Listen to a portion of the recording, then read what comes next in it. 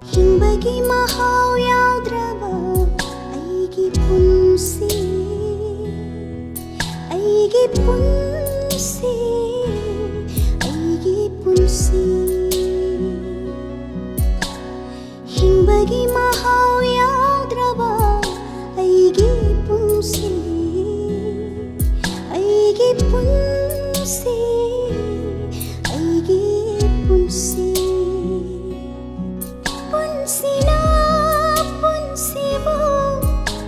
mirai ramlaba mai salang labaigi thamoi sina karamna khangdona leibang amgani hena ningsingba oi hallaba Miraiba natte nangi punchibu lapthokpa natte aigi thamoidagi wasak ama gaknaba hotnabada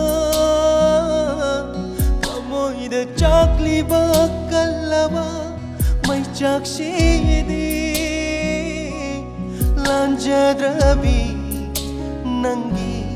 thamoinadi khandare Lanjadrabi nangi thamoinadi khandare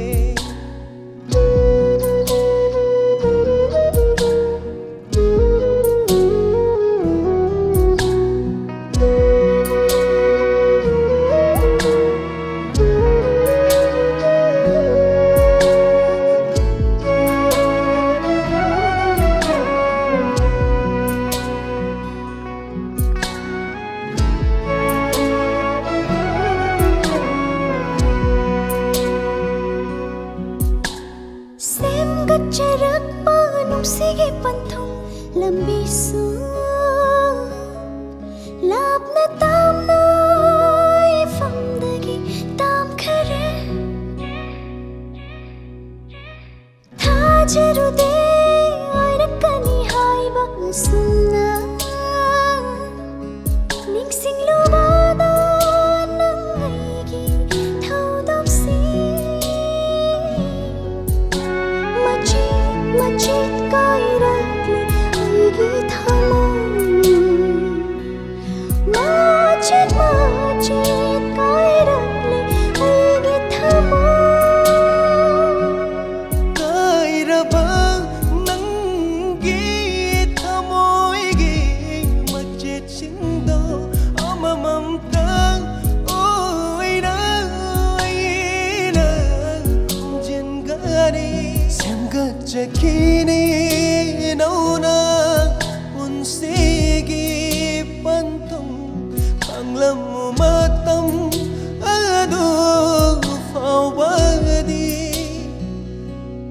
Lepladri fawba aina nangi namanda Lepladri fawba aina nangi namanda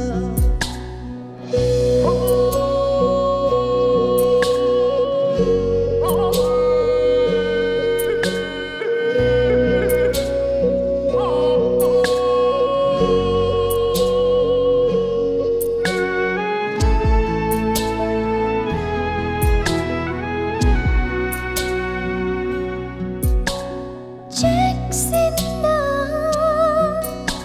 nakhot magna kharamba sambal parachitna kiramba kisido ngasidi mathang mathang hitoklakli mathang mathang yengsin binaba letravi mapu pandravi leina kangla balera ole Chairakigani nungsi irik aina Kiklakigani pumnamak nangonda ಲಕ್ಕಫನ್ನ ಅಮುಕ್ ಸಾತ್ ಲಕ್ಕಿ ಗನಿ ಲೇಪ್ಲಿ ಐನ ನಂಗಿದಮತ